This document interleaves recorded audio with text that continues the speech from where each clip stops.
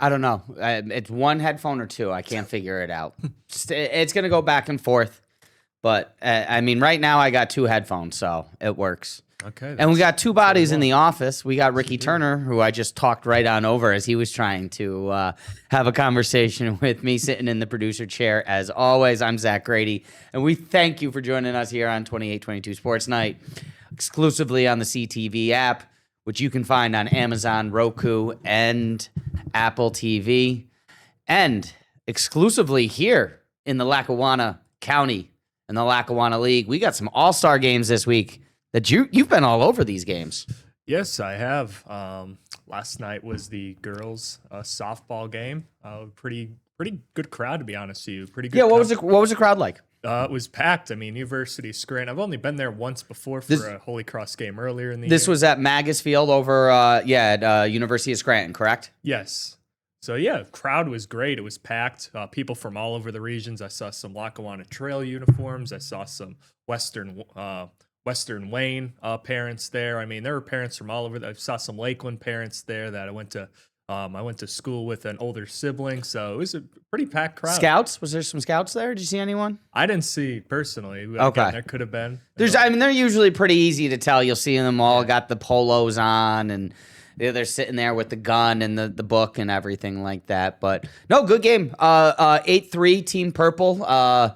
Ava Schmidt came in for the save, and Rachel Walsh, I think, got the win, right? Yeah, Rachel Walsh, I believe ended up getting. No, wait, I don't think she ended. I think it was one of their middle relievers that they put in, because I think it was 3-3 or 3-2 when she exited, but then she got the start though. Yeah, she did get the start, but yeah, Ava Schmidt came in for a 3-inning save and really couldn't touch her. She had eight strikeouts. I mean, what 8 of 9 batters strikeout? What was it? Pop fly?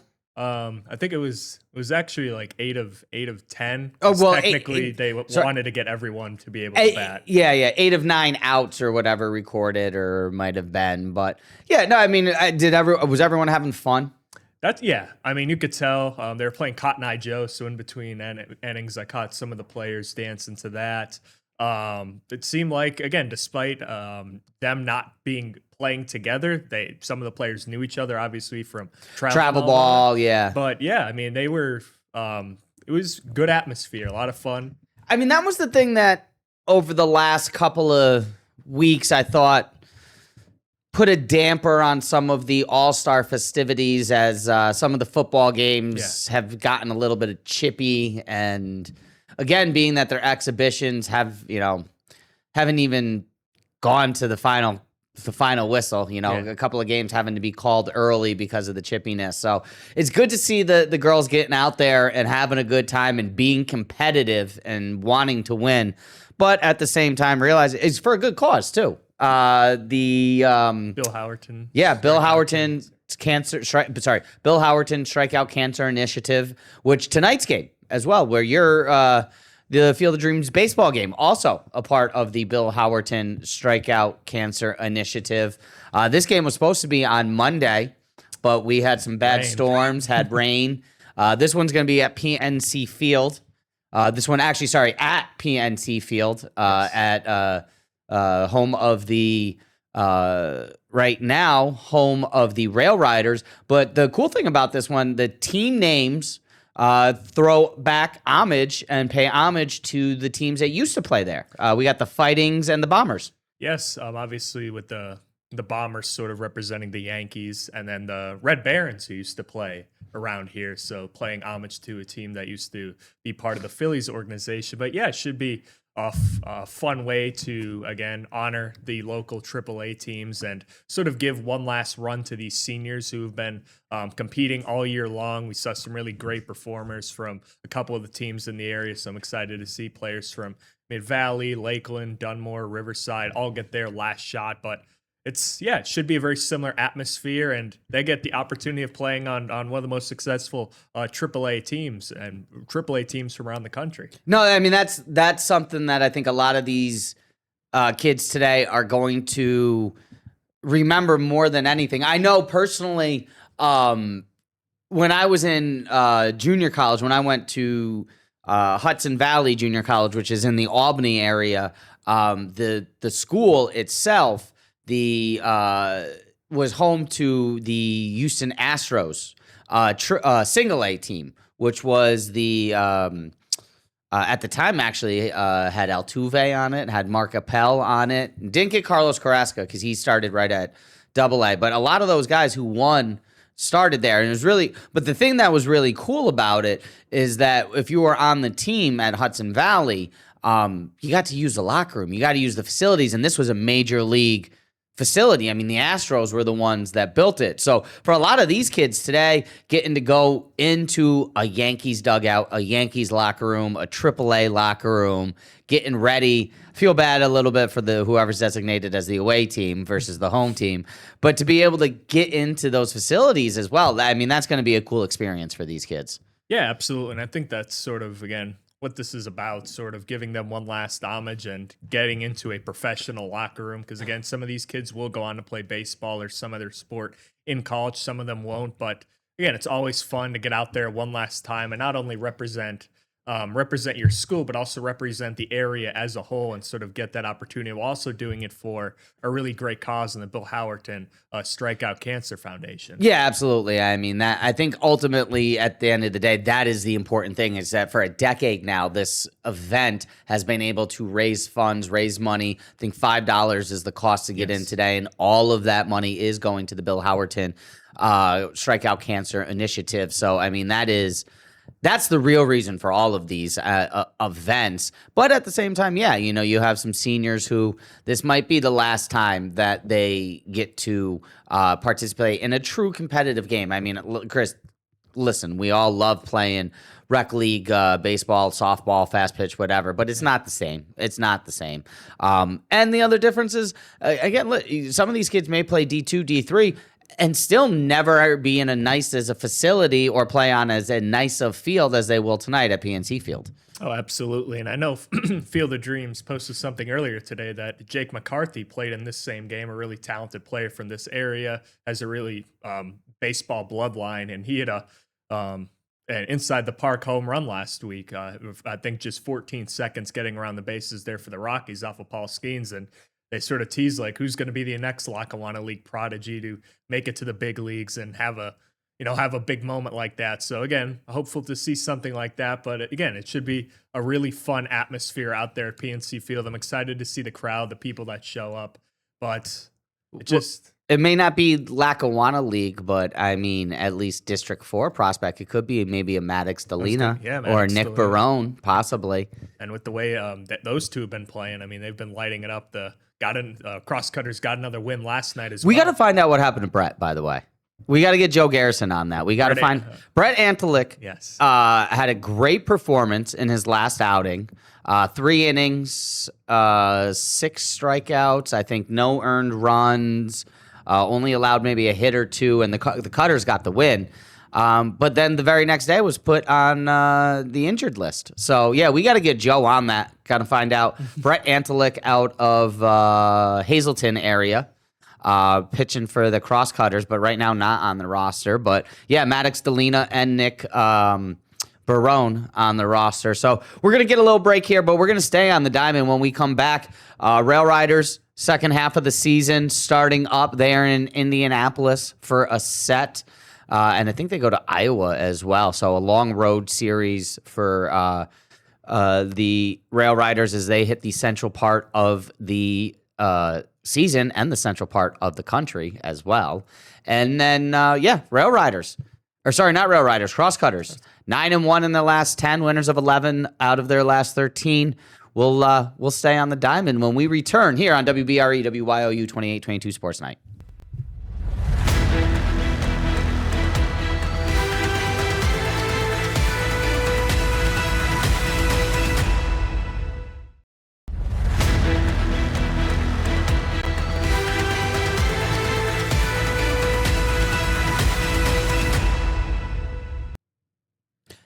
Ricky, I love this sports being on basically 24 hours a day at the moment right now. I mean, yeah, it's a packed day too. I think there's six games, 6 World Cup games. So from here until the end of group play, which is on Saturday, you'll have 6 games.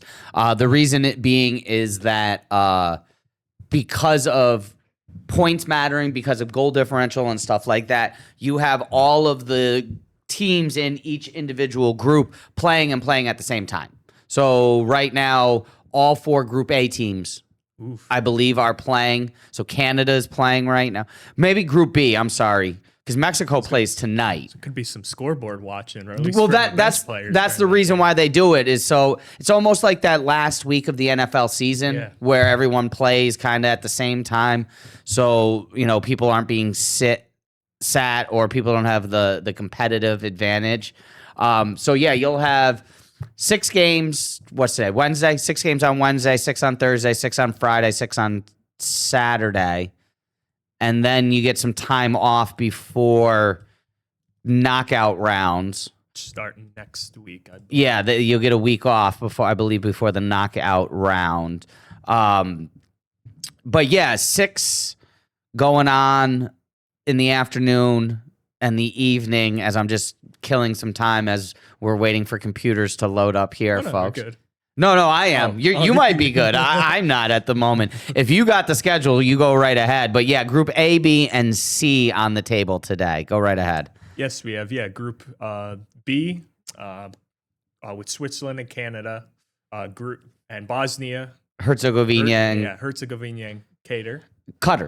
And we're paying attention to that game. That's a game that we care about. Got it, because that's a third place. That would be a third place game. And likely one of those teams is who the United States will see in the round of 32. The way that things are shaping out right now, the prediction is that, and it's looking like it would be Bosnia-Herzegovina in the round of 32. And that's a team that the United States should beat. But yeah, yes. Group B in the afternoon. Group C to follow. And that's a great one with Brazil and Scotland, the Tartan Army taking on the Brazilians. They're enjoying their time in the U.S. Oh, my God. Did you see them at the Marlins game?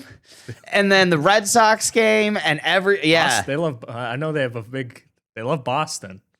They drank Boston dry. I was going to say a couple of the bars ran dry, so they had to call in some If reinforcements. you are drinking more than Boston bars can facilitate on St. Patrick's Day.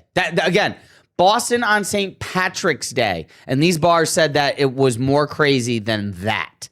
Like, yeah, the Tartan Army is taking over. Again, they took over a Red Sox game. They took over a Marlins game earlier in the week. Probably, you know what's funny? Is that will probably be the highest attended Marlins game this entire season. Probably. And other than opening day, that will probably be the highest attended Marlins game this entire year. And then Mexico tonight as well. They've already check against the Czech Republic. Yeah, but Mexico's already moved on. So and they've won their group. So Mexico, and this is the same conversation to be had with the United States. How long? It's almost 7 or 8 days until the knockout stage. So if you're not playing today, which likely, as we get into this last round, any team that has already qualified or is pretty close to qualifying, anyone with a nagging injury, anyone that's the hint of being injured, not going to play. Anyone with a yellow card, not going to play. Yeah. Because if you pick up 2 yellows, you're suspended for the knockout round. So anyone with a yellow, not going to play. I mean, that's 12, 13 days, depending, almost 2 weeks between your next game. You do got to keep up the form. So, I mean, does the United States play Pulisic just to get him some run? Again, he says he's 100%. If he's 100%, I saw an interview on the World Cup coverage today. He says he's 100%. He's ready to go. And if he's 100%, and again, if the United States again pulls away in that game, or again the opposite happens, you can sub him off. Just he's a player you'd like to get some run. Just some run. Yeah. Just because again, you'd like the endurance to build up. You'd like the chemistry to be there with his other teammates. And again, if again he's not 100%, or if he still gets tired, worst you could do is sub him off. Do you think that? I mean, what's the expectation for this game for the States? I mean, obviously for the United States, it's not a must win. It's not necessary. I mean, it's a glorified friendly at this point in time, realistically. But I think this is an opportunity for the United States really to send a message, to make some noise. I mean, I don't think that they want to lose this game. No, I don't think they will. I don't think, again, especially with the way they've been playing, I don't think they'd like to kill their momentum. Yeah, exactly. I think you'd like to keep that momentum, the good vibes flowing, the hype around this team sort of flowing. So, yeah, I think this is a game they certainly don't want to lose. Is it going to kill them if they lose? No. No, it doesn't matter. It doesn't mean anything. But again, you'd like to keep it. I think it's just sort of more of a mental thing. It's sort of maybe okay, this team, even when they don't have to win, they're still playing some really good soccer, even if it's a draw, it doesn't kill the momentum. But no, I think a draw most fans would be okay with. I think a draw, a lot of people would understand. It really was a practice. It was a friendly. But no, I think a loss would be devastating. Yeah, and especially to Turkey, whose their World Cup is over. So I mean, it's not like Turkey is playing for anything. No, they're sort of just, again, out there right now. Again, they're sort of disappointed in a way. They were a team that I think people expected to be competitive in this group. And that's why I wonder, how competitive is this group? How much stock should we be taking in wins over Australia and Panama? Or not Panama, Paraguay. It's and I also don't think it's just that they won. It's the fashion that they've won. It's the best 2 U.S. soccer games I've ever seen. Yeah, if they were 2 knockout, drag-out wins, then you're like, okay, maybe. But again, they've been 2 offensively. I think really what people were surprised about because normally you're used to, okay, let Tim Howard make 13 saves and hopefully we stay in this thing. Yeah, they haven't allowed much pressure to be put on their defense. I think Australia was maybe a little bit more competitive, but still, the U.S. came out. They scored early. They sort of played defensively. It was a really rugged second half, and ultimately, I think they've won in 2 pretty convincing fashions, and I'm sure they'd like to keep that up with another. Do you think that they maybe get Matt Freese a break and they'll sub out a goalie? They'll put the other goalie in. Matt Freese, Pennsylvania native Matt Freese, who's played the first 2 games, but he's not he's not Tim Howard. He's not what we've had in the past, where the United States has always kind of had a keeper. They've always had a guy that we knew he was the number 1 guy. Where this year there was some, not controversy, competition coming in. Who's going to be the guy? Matt Freese ultimately got the win, but do you think he gets the game off? Maybe, but again, if he was playing bad and allowed some goals, I think there would be maybe a little bit more, just in case. But he's been playing well. Yeah, he had a clean sheet and only won in the first one against Paraguay. Exactly. Yeah. So I don't think that's going to be something that's heavily discussed. Again, is it a possibility if this game does get ugly? Sure. But again, I think Freese is more than proven, at least for now. He's capable of keeping that starting job and really going forward, being the guy that takes this team into the round of 32, round of 16. Now, the one thing that does matter, and as we were talking about this, as we say, it's a exhibition, it's a friendly, more or less. The thing that does matter, though, is the placement in the next round and where they may play. And I know, ultimately they would like to stay on the West Coast. They played their first game in LA, Seattle for their second game. And ultimately they would like to stay on the West Coast for that round of 32 and then possibly the round of 16. So where you do travel to is going to make a difference as well. But at this point in time, I think the bigger thing is who they're going to match up with in that round of 32. Because again, that game they have to win. I think right now, as of now, July 1st, it is scheduled for.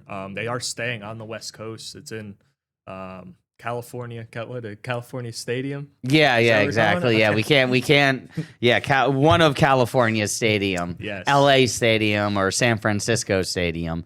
But no, again, I think what matters most is who they get in that 32, and the expectation is that they have to win that. Because once you get past that, and we talked about this the other night about, how deep this tournament is, basically teams 1 through 13, 14, more or less. You might have a matchup, and I know there was some talk about this, a 4th of July matchup against England.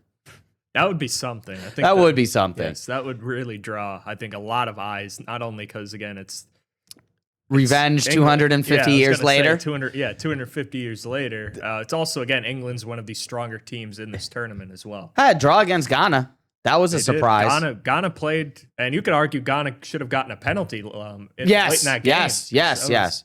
I mean, the African nation teams, though, are definitely catching up, whether it's Cote d'Ivoire, Ghana, Senegal, Morocco. Yes, they're definitely catching up. And we're catching up here on time for another break. So we are going to get back to the Diamond when we come back, because Rail Riders on the Diamond early this afternoon playing some day baseball against Indianapolis. Plus, we'll get you ready for the Crosscutters as well as they try to continue their winning ways.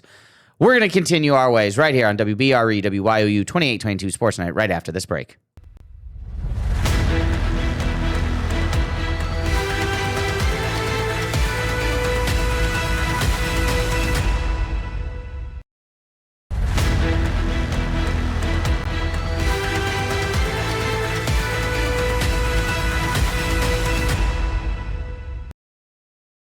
Hey, welcome in and welcome back. WBRE, WYOU 2822 Sports Night. Ricky Turner sitting in the producer booth. I'm Zach Grady, 2822 Sports Director, and we appreciate you joining us exclusively here on the CTV app, whether it's be on Amazon, on Apple, or your Roku TV. And if you got a chance this afternoon and weren't doing anything, maybe you got a chance to log on to MILB.com, MILB.TV. Watch a little bit of the Rail Riders game as they played some day baseball. Like I said, this is how we were starting the last segment, and I was trying to actually talk about there being day baseball on and the chance to watch some games here in the afternoon, and we got sidetracked by the World Cup talk. But, yeah, I mean, little day baseball travel day when it's not even a travel day. But I like how the MILB is doing these Wednesday afternoon matinees. Yeah, it's certainly, I think, again, it draws some eyes, especially. Draws the kids out, Draws the kids out on a Wednesday afternoon, summer afternoon at that. So, again, no one's in school. But, yeah, certainly. Camp day, though. Camp day. Yeah, a lot of times what they'll do is they'll get a bunch of summer camps to do a field trip, and they'll pack the house out with camp day. Well, that's certainly a way to get, summer camp's really popular. So I think that's certainly a big way to get some kids, some younger audience. You ever go to summer camp? I did not know. Summer camp was cool. It was fun. It was a long time ago that I went. Yes, make the jokes. No, the dinosaurs weren't still alive. But no, I mean, day baseball is tough though. Sometimes I know a lot of these guys are creatures of habit and routine, so they don't always necessarily enjoy the early afternoon start. And I know also with the with camp days, it's loud. The atmosphere is loud because it's just kids 24 hours, yelling and screaming. Garrett Martin, I'm glad you showed this, though. He had another home run. I was going to say, he has 4 RBIs in the game. 3 home runs, back-to-back days with 3 home runs. Back-to-back days with a home run. His 3rd home run since being called up early in the week. So what? He got called up, I think, on Saturday or Sunday. So it's like 3 home runs in 4 games. Dude's been raking. And they've been bombs, too. Yeah, no, it's one thing, again, you're just getting them over the wall, but it's another thing like the couple of home runs Austin Wells had. Oh, yeah. Those were just driving them over the wall. Those were monsters. Yeah, but no, I mean, Garrett Martin has been, and he's hitting in the 4 spot. He's hitting in the heart of the lineup. I mean, he's been 385 hitting. Yeah. 3 games. I mean, maybe he's the guy that they need for this push in the second half. I mean, he's been red hot. Yeah, he really has. He's given them a spark. What is it? I know they got to win last. They got the win last night. 5-2. 7-2. 7-2. He had a home run. He's got a home run and a double this afternoon. Had a home run. I mean, all of his balls are extra base hits too. That's what you want. Yeah, and I mean, he's not even a top 30 prospect in the organization, which, I mean, he's a little bit older. That's why. I mean, usually you look at those top 30 prospects, they're all 22 and under. But no, I mean, listen, my only question is could he get called up because the Yankees are so. I was gonna say. I mean, the Yankees just need outfield help at the moment. I mean, they just don't have a lot of healthy bodies. They got what? Dominguez, Austin Wells as a catcher, but he could play in the outfield. They've tried Spencer Jones as an outfielder. I know Yeah. he's gotten called up, but I mean, no Judge, no Stanton right now. And yeah, that's really the meat of that Yankee order that they're missing. But again, if he keeps playing like this, again, he's batting.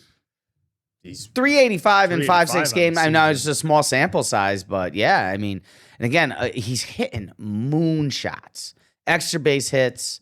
Kennedy Corona's been playing really well. Jason Orlanis has been playing really well. But yeah, again, it's just the pitching has to be there for the Rail Riders to do something in the second half here. Yeah, and you saw it. Again, they gave up just two runs last night. And again, we'll see what happens in the game today, but they gave up 2 runs last night, and that's, again, they can't rely on this offense to be scoring, 6-8 runs every single game. Yeah, you got to win some 3-2 games. You got to win some 2-1 games along the way, absolutely. And I mean, for all of the hype, we have not in the last couple of weeks said George Lombard's name very much, other than when he got hurt. I mean, it's been a lot of Yanquel Fernandez. It's been a lot of Jason Ornelas. It's been Garrett Martin over the last week. It's been Kennedy Corona. But yeah, not a lot of George Lombard. No, and that's disappointing for, I'm sure, Yankees fans, because that's a guy you want to see doing well. But again, sometimes it does take some players longer to adjust, and I'm sure that's what they're hoping it is. But for them to, I think, really secure this offense, I think he really has to start getting going along with this pitching, because again, he's one of the most. I think being a top prospect shortstop in the Yankees organization also a lot of expectations. Yeah, a lot of pressure put on you to be a shortstop prospect in the Yankees organization. With Volpe. I mean, there's a lot of not just Volpe. Who else? There was who was right after him? Shoot, wasn't Volpe, but I know who you're talking. There's been a couple that just I mean. You don't want to be the guy after the guy, but it seems like with Yankee shortstops, you can't even be the guy after the guy after the guy at this point in time. Yeah, you can't. So, but Rail Riders looking to continue on the winning ways. The second half of the season, I know you aren't a big fan of the split season, but at least it's a new season. It's a new start. A new pennant race. There's something to be competitive about. Played 500, 37-37 through halfway point. So, I mean, I think ultimately, you got to find someone who's going to follow Brendan Beck in the rotation. And again, we'll see how much longer Brendan Beck might be a part of the rotation, depending on what happens with the Yankees and their playoff push. Yeah, and again, if he's pitching well and they need, God forbid something happens to one of their starting pitchers, or they need to move someone to get that extra bat or whatever they need at the big club level. That's another. The Yankees are traditionally buyers at the market. Well, yeah, or at the deadline. Yeah, because again, they're always going to be in on trying to add talent, and they're going to be certainly looking to do that, especially without Judge and Stanton right now. They're probably, again, looking to add a bigger piece. And then Beck, could they move someone in their starting level? Could someone see Beck and say, like the way he's pitching again? And he really came on the map in that World Baseball Classic. And since then, he's been one of the best pitchers in not only in their system, but in minor league baseball. Well, I mean, listen, at the end of the day, the name that's attached to the Yankees of who they're going to be looking to get, I mean, it's going to cost them pretty much everything, I think, to get him. Yes. But, if what the rumors are correct and the Yankees are going to be looking to add Tariq Skubal, I mean, I think Lombard's in that deal. I think... listen, I mean, if you're gonna get Skubal from the Tigers, I think pretty much everyone and anyone is in that deal. Here's our roster, and you pick who you want. Yeah, top prospects, because again, the Yankees spend a lot of money. They're able to go after big time free agents. So again, the system they've had players come up in their system, but their system again, I think is looked at as sort of a secondary means of approach, and they could sort of empty the tank for one of the big time prospects, one of the best pitchers in Tariq Skubal, although he's been injured a little bit this year, just coming back from injury. Again, we've seen what this guy could do. Cy Young Award winner and one of the best pitchers in baseball. And to pair him with Cam Schlittler, who's having his own Cy Young, run there in the AL. I mean, that's a legitimate 1-2 punch that if you asked that team last year if they would have liked that, I'm sure they would have. But because pitching was a real weakness for them last year. But word is and this is ESPN reporting. ESPN saying that the rumors at the moment would be that it would involve Spencer Jones, Jason Dominguez, the Yankees' number one pitching prospect Carlos LaGrange, and some other prospects, Dax Kirby, who is a young shortstop, for Skubal. Yankees also possibly in talks for Ryan Jeffers, who's the catcher out of Minnesota. I was going to say Jeffers has gotten some attention. But I mean that's going to depend on what Austin Wells does and how well he gets back from his rehab assignment. So, where are we at time wise? What are we looking at? We're at about 31 minutes right now, 31 and a half. All right, so we got a little bit of time here. We're going to take a quick break. When we get back, we are still going to hit the hardwood, as last night was the first round of the NBA draft, and the Sixers had the 22nd pick and went ahead and used it. And I'm going to give Ricky some time to talk about his team. I don't know how many DC fans there are here in the NEPA area. Not many, I can tell you that. Well, you're going to hear about one of them and how he feels about their recent spending spree and then draft night. As well, and Steelers on the gridiron. We're gonna head to the gridiron, head to the field for some OTAs before we get out of here. So don't go anywhere. We'll be right back here on WBRE WYOU 2822 Sports Night.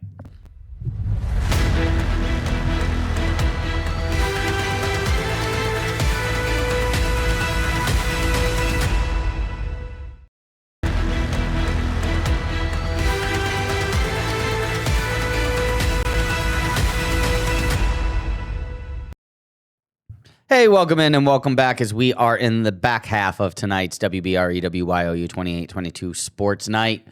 Not in the back half, actually just starting up their careers are the 30 gentlemen drafted last night to the NBA. To the NBA. I was going to say to the NBA Association, but that would have been some Austin Powers. NBA. Baby. Ricky, what's up? Are you angry as you watch Adam Silver here right now? No, it was a great moment. Washington's first number one overall pick since they selected John Wall. John Wall was beloved in DC before he unfortunately tore his Achilles in the midst of a 4-year, $176 million extension. But yeah, I got worried at first because they said his full name. They said, I think his actual name. You thought he'd passed on him? I'm like, who's this? And then I'm like, okay. Tingus Pingus? Who's Tingus Pingus? I don't even know where Latvia is from. Exactly. That's what again, they selected him, the uber talented forward out of BYU. Was born in Massachusetts. So was Will Dawkins, the Wizards general manager. So they had that connection. But it was a great moment. Again, it's really hard to screw up the number one overall pick, and especially in this draft. Kwame Brown? Well, again, that's why I said in this draft class. Okay. Because you have 3, I think, bona fide, really good players. And also, Kwame Brown played for 12 seasons. I don't really know if he just wasn't that guy, but he played for 12 seasons. Dude was not a bust in the NBA. Yes. No, he was, again, a guy I'd consider a bust was a guy they had with the 6th pick in the same draft Kawhi Leonard was drafted, and Jan Vesely. That didn't turn out well. How about Zion Williamson? I think he might be a bust. Well, yeah. He puts up numbers. He just doesn't. Actually, he was relatively healthy this past season. No. If you come in and your comp is he is the best prospect since LeBron James, dude's a bust. Zion is a bust. Zion's a bust. It's okay. I don't think it's in his. I just think it's a health And again, some of that And, is okay, contributing. who controls putting all the food in his mouth? That's what I was gonna say. That's a fair. I'm argument. fat. I can make fat jokes, okay? I'm a fat person, so I can make fat jokes. But yeah, I mean, Listen. I think he's talented when he's I mean, healthy. as a Knicks fan, like Zion was the answer. I can't even remember who the Knicks drafted at 3 now. I really can't. Who's that? It was What draft Zion and it was Ja. Oh, RJ Barrett. Yes. Yes, it's okay because RJ got us OG. I was gonna say RJ did get you a RJ key piece that. Yeah, we need got to a find. key piece. Ooh, key piece. More than a key piece. Like, if not the piece. Well, no, we know who the piece was. Yes. Okay. This was a conversation, and this was really, really bothering me this morning. As I was listening to some sports talk radio. And agreed. Right now, the Miami Heat have 2 top 25 players. And there's not a lot of teams that can say they have 2 players in the top 25 in the NBA. And they do. Giannis and Bam. And whatever you want to argue about Bam, maybe he is 25. Maybe he's 24, 23, whatever. But Giannis and Bam, 2 top 25 players. And they were saying, like, okay, who else possibly has that? Maybe the Lakers, but right now LeBron is a free agent. So, I mean, you have Luka. Just signed Austin Reeves. Yeah, but he's not Yeah, top 25. I mean, listen, Austin Reeves is good. I love the Austin Reeves signing. But again, unless it's LeBron, you don't have 2 top 25.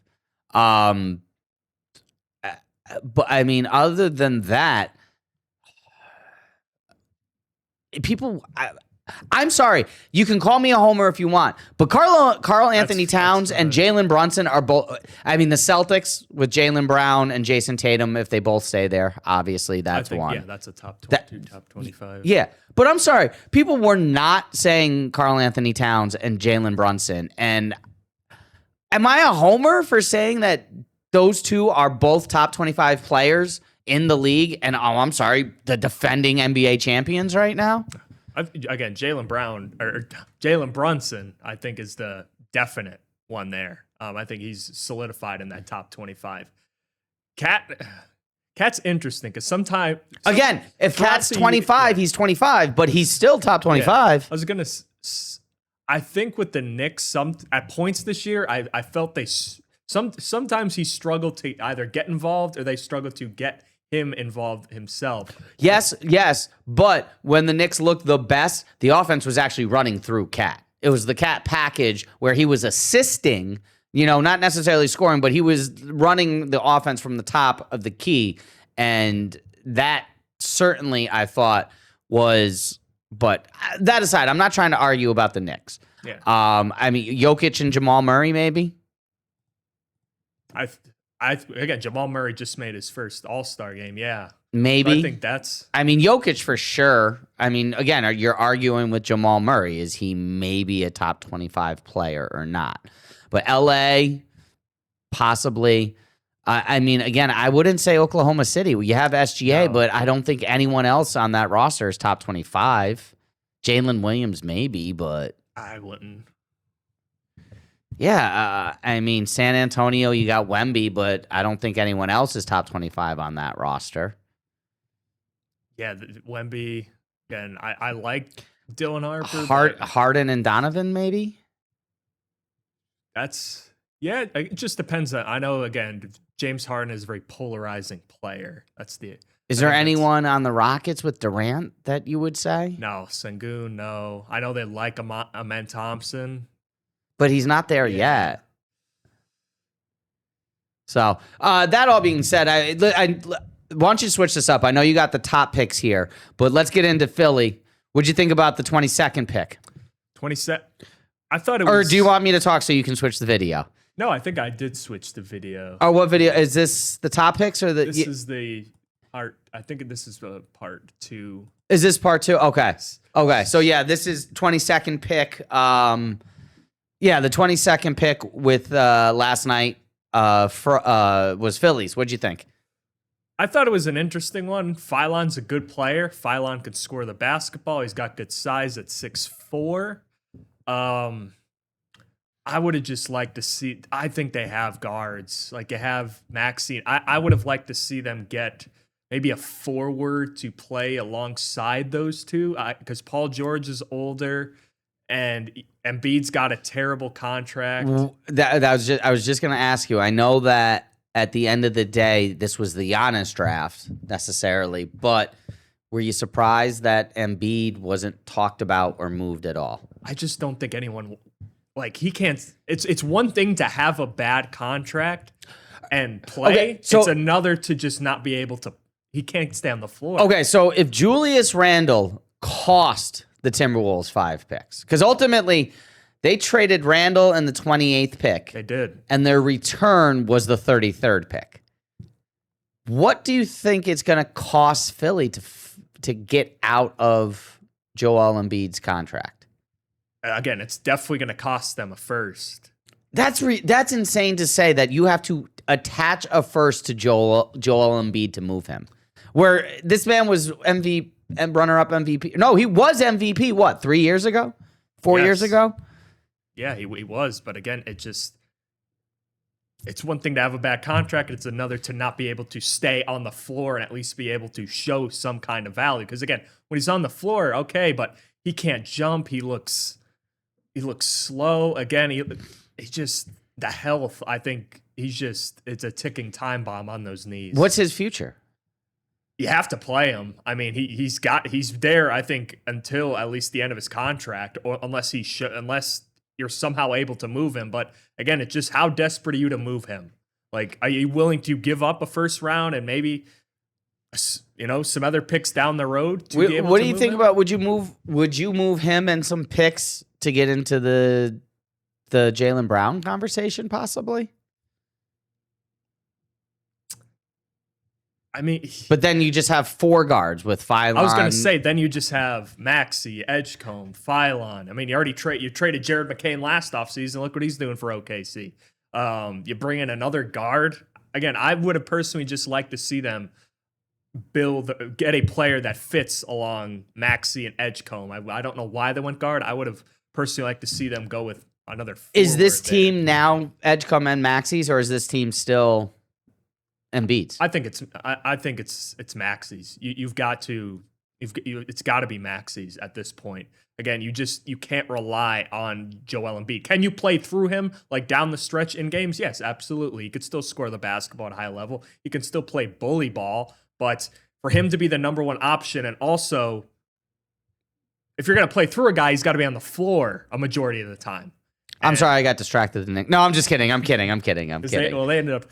They traded that pick. Yeah, but yeah, if you're gonna play through your number one option has to be on the floor a decent amount, or else your offense looks lost because you're going back and forth. So I'm playing through the guy that's on the floor more often, is younger, is more explosive, and is really the future of this team.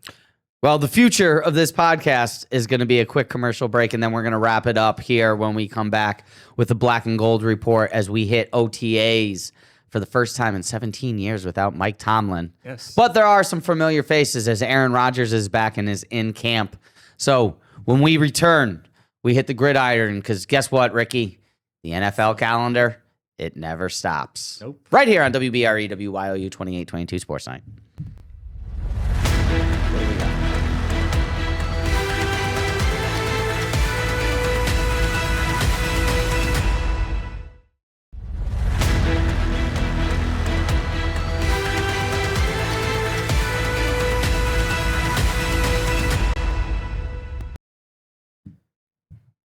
Welcome in and welcome back, WBRE, WYOU 2822 Sports Night. We thank you for joining us once more here as we wrap up on a Wednesday. And we get one day closer to NFL training camps, to the Hall of Fame game, to preseason, to the first shot of a sprinkler going on Hard Knocks, because I love that shot. That's a great, how good of a shot is that every year? And they started this year with Josh Allen just driving in his car. Like, just not even interesting at all. Show the landscaping or the lines being that's what I need to see, some groundskeeping. I don't want to see Josh Allen driving in his car. Show me Josh Allen's girlfriend driving in her car. I'm sorry. Although speaking of the Bills, you see the ribbon cutting yesterday on Highmark Stadium. Yes, that's gonna be a fun season. Well, not fun, but it's gonna be. It's going to be a really fun season until the Bills season ends, like it always does, in dramatic, heartbreaking fashion, where Bills fans think that this year is their year, and it never ever will be. Although they can have hope. Knicks fans thought it was never going to be their year. Yeah, again, the Bills went to four straight and NFL. And NFL title. The Bills went to 4 straight Super Bowls, and the Jets still have one more Super Bowl win than they do. That's right. I wasn't alive for it, but hey, whatever. History of the franchise still counts. Speaking of historical franchises and 6 Super Bowl wins, yes, Pittsburgh Steelers going for season number 18 in a row at 500 or better.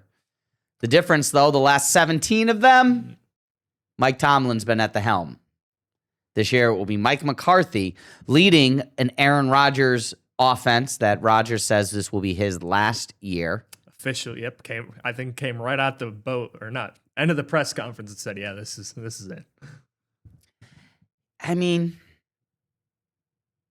they're not the favorite in the Central, but I'm not going to say that I wouldn't expect them to be better than Baltimore and Cleveland at this point. Yeah, I think you certainly look at it, and Pittsburgh, they're going to be competitive. I actually personally I like their roster better than last year. I thought they upgraded the receiver position. Yeah, this is the best receiver room that Aaron Rodgers may have ever had. Yeah, I mean, you get DK Metcalf. Michael Pittman is Aaron Rodgers type of guy. Possession, get the ball out quick, and he's going to be reliable. My type of guy too. I always draft him in fantasy. He's reliable. I think he's even with bad quarterback play. He's a great number 3 wide receiver in fantasy. Yeah, you need a spot starter, especially in this offense when Aaron Rodgers likes to get the ball out quick. Michael Pittman, I think, is going to be type of player. And they just re-signed Washington. They just re-signed Darnell Washington. The tight ends are expected to be more of an emphasis in this offense. The offensive line is young and up and coming. Three first-round picks on the offensive line, I believe. Yeah, you have both tackles and both tackles. Well, 3 tackles, and one of them's going to ultimately be a guard. Yeah. So that's going to be a fun thing to look out for. But yeah, it's pretty fun here in Pittsburgh. Offensively, I'm probably more excited than I am defensively, just because we actually have an offensive-minded head coach with a coordinator with the history of getting tight ends involved. I mean. All right, yes, Mike McCarthy is an offensive-minded head coach, but I haven't heard that Mike McCarthy, no one really says the explosive Mike McCarthy offense in a long, long time. It's better than what they've had. If, again, with what they have is a team that goes to the playoffs every year. Yeah, I will trade anything to have that, okay? I know you as a Jets fan would, but every year offensively, they're ranked near the bottom of the league. And winning division. So does it matter? Yeah, it does in the playoffs. It does in the playoffs, I know. It does in the playoffs, and that's again, that was the caveat against Mike Tomlin, is that his playoff offense and then the defense also faltered in the playoffs. So again, I'm excited to see what they're going to bring to the table. A lot of talent, and then they have a new coaching staff, basically. They have a new defensive coordinator in Patrick Graham. He's known for doing a lot with not a lot of talent, and this is arguably the most talented defense he has, with the former Defensive Player of the Year, the ageless Cam Hayward. Yeah, the D-line is still a solid D-line. Yeah. I mean, your front 7 for Pittsburgh is good. I mean, and Joey Porter is still a solid cornerback. And yeah, they still have to pay him, so we'll see what happens with that. I mean, ultimately, though, again, it's can they be better than Cincinnati? I think Cincinnati at this point in time is the front runner for the NFC or AFC North, with Jamar Chase and T. Higgins still on the outside. Joe Burrow, if he's healthy, because when Joe Burrow's healthy, he wins. He does. It's just whether or not they can keep him healthy. I mean, they did make a move and improve the defense a little bit, but at the same time, you lose some of your star power on defense. But They went out for Max Crosby, and whatever happened with that deal, they still were able to make a move for a lineman after that. Yeah, Dexter Lawrence, who arguably is probably, I don't know, Lawrence is good in the middle. Yeah, Crosby, he had a down year last year. But yeah, they're both really good. Yeah, I mean, and yeah, it's going to be interesting. It's going to be interesting to see what happens with the Steelers as they are in a new regime. I mean, the one thing that I can say, I think for certainty though, is that Mike McCarthy won't have the same shelf life or the same leash that Cowher and Knoll and Tomlin have had. I don't expect Mike McCarthy to be here for 17 seasons. Yeah, and I also don't think he has that ability to capture a room. I feel like each of those head coaches had the ability to capture a room. For Mike McCarthy, they said it again. It's not an awful leader. Oh, I shouldn't say awful leader, but he's a Super Bowl. Listen, he's a Super Bowl champion. He is. No argument there. But it doesn't mean that the game can't pass you by. No, absolutely not. But I think he will modernize it better than what it was in previous years. I hate to say it, but we shall wait and see. Exactly. Because the NFL season's... It's right around the corner, man. It really is. I cannot believe it. What, July 18th is when people, for the teams for the Hall of Fame game? Who's the Hall of Fame game this year? That I don't know. But I do know that we're running out of time. How much time we got left? Got about 15 seconds. All right. Well, that all being said, we appreciate you joining us this evening as the Arizona Cardinals and Carolina Panthers will play in the Hall of Fame game on Thursday, August 6th at 8 p.m. We're back tomorrow night at 8 p.m. for another edition of WBRE WYOU 2822 Sports Night right here on the CTV app.